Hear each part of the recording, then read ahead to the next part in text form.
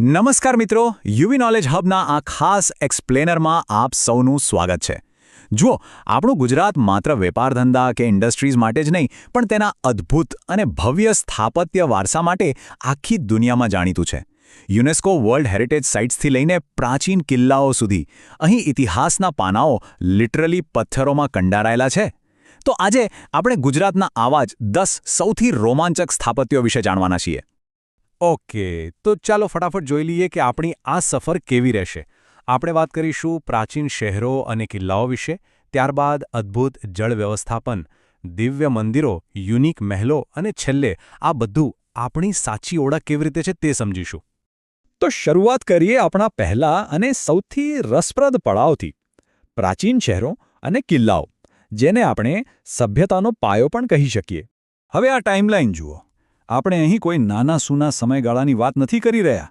છેક હડપ્પન સંસ્કૃતિના ધોળાવીરાથી શરૂ કરીને મૌર્ય કાળના ઉપરકોટના કિલ્લા સુધી અને ત્યાંથી સીધા મધ્યકાલીન યુગના ચાંપાનેર પાવાગઢ સુધી. આ દર્શાવે છે કે આપણા આ પ્રદેશમાં સ્થાપત્યની એક સતત અને અવિરત પરંપરા રહી છે. વિચારો, હજારો વર્ષો પહેલાંની વાત છે આ. કચ્છનું ધોળાવીરા માત્ર કોઈ જૂનું ખંડેર નથી પણ હડપ્પન સંસ્કૃતિનું એક અત્યંત એડવાન્સ્ડ શહેર હતું. જ્યારે દુનિયામાં લોકોને શહેરીકરણનો શ પણ નહોતો ખબર, ત્યારે આ લોકો પાસે એકદમ આધુનિક વોટર મેનેજમેન્ટ સિસ્ટમ હતી. વરસાદના એક એક ટીપાને બચાવવાની એમની ટેકનિક આજે પણ ભલભલા એન્જિનિયરોને વિચારતા કરી દે છે. ધોળાવીરાથી થોડા આગળ વધીએ તો આવે છે જૂનાગઢનો ફેમસ ઉપરકોટનો કિલ્લો. મૌર્યકાળમાં બનેલા આ કિલ્લાએ અનેક યુદ્ધો જોયા છે, પણ તેની અંદર રહેલી બે વસ્તુઓ બિલકુલ મિસ કરવા જેવી નથી: અડીકડી વાવ અને નવઘણ કૂવો. કોઈ જ પ્રકારના ચણતર વિના સીધા ખડકને કાપીને બનાવેલા આ જળસ્ત્રોતો પ્રાચીન ઇજનેરીનો એકદમ માસ્ટરપીસ છે. હવે જળ વ્યવસ્થાપનની જ વાત નીકળી છે, તો ચાલો એને એક નવા જ એંગલથી જોઈએ, જ્યાં માત્ર ઉપયોગિતા જ નહીં પણ કલાનો અદ્ભુત સંગમ થાય છે. અને આનું એકદમ બ્રિલિયન્ટ એક્ઝામ્પલ એટલે પાટણની રાણીની વાવ. સોલંકી વંશની રાણી ઉદયમતીએ બનાવેલી આ વાવ છેક 7 માળ ઊંડી છે. Just imagine. આમાં ભગવાન વિષ્ણુના દશાવતાર સહિત હજારો અત્યંત બારીક કોતરણીવાળી મૂર્તિઓ છે. ખરા અર્થમાં કહીએ તો આ માત્ર પાણી ભરવાની જગ્યા નથી, પણ ધરતીની અંદર ઊંડું બનાવેલું એક આખું મંદિર છે. રાણીની વાવ જોયા પછી હવે વાત કરીએ ગાંધીનગર પાસે આવેલી અડાલજની વાવની. અહીં તમને આર્કિટેક્ચરમાં એક મસ્ત બ્લેન્ડ જોવા મળશે. હિન્દુ પ્રતીકો અને દેવી દેવતાઓની કોતરણી ઇસ્લામિક શૈલીની સુંદર જાળીઓ અને કમાનો સાથે કેવી સહેજતાથી બળી ગઈ છે તે અહીં સ્પષ્ટ દેખાય છે. બે અલગ સંસ્કૃતિઓનું આવું પરફેક્ટ મિશ્રણ સાબિત કરે છે કે કળાને કોઈ જ બાઉન્ડ્રીઝ નથી હોતી. હવે આપણે એવા સ્થાપત્યોની વાત કરીશું જેણે આપણી આસ્થાને પથ્થરોમાં જીવંત રાખી છે.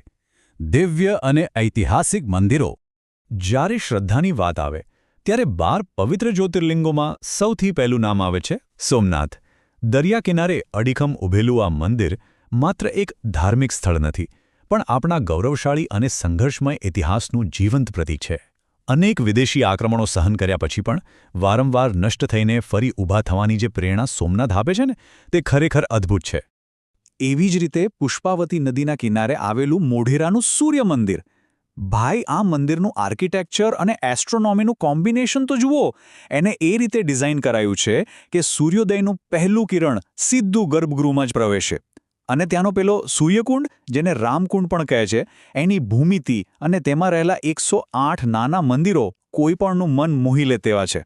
હવે આ ટેબલ પર જરા નજર નાખો. આપણે વાત કરી રહ્યા છીએ ચાંપાનેર પાવાગઢ આર્કિયોલોજીકલ પાર્કની. આ એકમાત્ર એવી જગ્યા છે જ્યાં એકદમ અલગ જ ડાયવર્સિટી જોવા મળે છે. એક તરફ પાવાગઢની ટોચ પર લાખો લોકોની આસ્થાનું કેન્દ્ર એવું કાલિકા માતાનું ઐતિહાસિક મંદિર છે, તો બીજી તરફ નીચે તળેટીમાં અદ્ભુત મધ્યકાલીન ઇસ્લામી સ્થાપત્ય કળા, જેમ કે જામા મસ્જિદ. વિવિધતામાં એકતાનું આનાથી શ્રેષ્ઠ ઉદાહરણ બીજું કયું હોઈ શકે? વેલ, હવે આપણે જોઈશું કેટલાક એવા સ્થાપત્યો જેણે ખરેખર રોયલ અને અનોખો ઇતિહાસ રચ્યો છે. મહેલો અને આપણી યુનિક કલાકૃતિઓ. આપણે સ્થાપત્યની વાત કરતા હોઈએ અને અમદાવાદને ભૂલી જઈએ એવું તો બને જ નહીં. અમદાવાદની 600 વર્ષ જૂની પૌળ સંસ્કૃતિ અને લાકડાના અદ્ભુત કોતરણીકામવાળા ઘરોને કારણે જ વર્ષ 2017માં યુનેસ્કોએ તેને ભારતનું સૌથી પહેલું વર્લ્ડ હેરિટેજ સિટી જાહેર કર્યું. આ કોઈ એક ઇમારતની નહીં પણ આખા એક જીવંત શહેરની ભવ્યતાની સાબિતી છે. આ જ અમદાવાદ શહેરમાં એક ગજબની મિસ્ટ્રી પણ છે, ઝૂલતા મિનારા. આની વિશેષતા એવી છે કે તમે એક મિનારાને સહેજ હલાવો તો વચ્ચેનો રસ્તો કંપ્યા વિના જ બીજો મિનારો આપોઆપ ધ્રુજવા લાગે છે. નો વે! પણ હા, આ હકીકત છે અને દુનિયાભરના વૈજ્ઞાનિકો માટે આ પ્રાચીન એન્જિનિયરિંગ આજે પણ એક મોટું રહસ્ય જ છે. હવે સ્ક્રીન પર દેખાતો આ નંબર જુઓ, 4. આ શું છે? વેલ, વડોદરાનો લક્ષ્મી વિલાસ પેલેસ, જે ગાયકવાડ રાજવીઓનું નિવાસસ્થાન છે, એ લંડનના પ્રખ્યાત બકિંગહામ પેલેસ કરતાં લિટરલી 4 ગણો મોટો છે. બિલકુલ સાચું સાંભળ્યું તમે. તે ભારતના સૌથી વિશાળ અને સુંદર મહેલોમાંનો એક છે અને તેમાં ઇન્ડો-સારાસેનિક શૈલીનું કામ જોવા જેવું છે. તો આખી આ રોમાંચક સફર પછી આપણે પહોંચીએ છીએ આપણા અંતિમ પડાવ પર, આપણી સાચી ઓળખ. અહીં એક સવાલ ચોક્કસ થાય, રોજિંદા જીવનની આ ભાગદોડમાં શું આપણે ખરેખર આપણા આ વારસાને એટલો જાણીએ છીએ જેટલો જાણવો જોઈએ? આપણે દુનિયા ફરવા જઈએ છીએ, પણ આપણા પોતાના જ આંગણામાં રહેલા આ ભવ્ય ઇતિહાસને ક્યાંક આપણે ઇગ્નોર તો નથી કરી રહ્યા ને? આ સફરના અંતે યુવી નોલેજ હબની આ વાત એકદમ સચોટ છે. આપણા ગુજરાતનો વારસો એ આપણી સાચી ઓળખ છે. જે લોકો પોતાનો ઇતિહાસ જાણે છે અને સાચવે છે, તેઓ જ ખરેખર એક ઉજ્જવળ ભવિષ્ય બનાવી શકે છે. તો ચાલો આપણા આ ઇતિહાસને માત્ર ફેક્ટ્સ તરીકે નહીં પણ આપણી ઓળખ તરીકે સ્વીકારીએ અને વધુ ઊંડાણથી જાણીએ. આજે જોડાવા બદલ આપ સૌનો ખૂબ ખૂબ આભાર. મળીએ છીએ આવતા એક્સપ્લેનરમાં.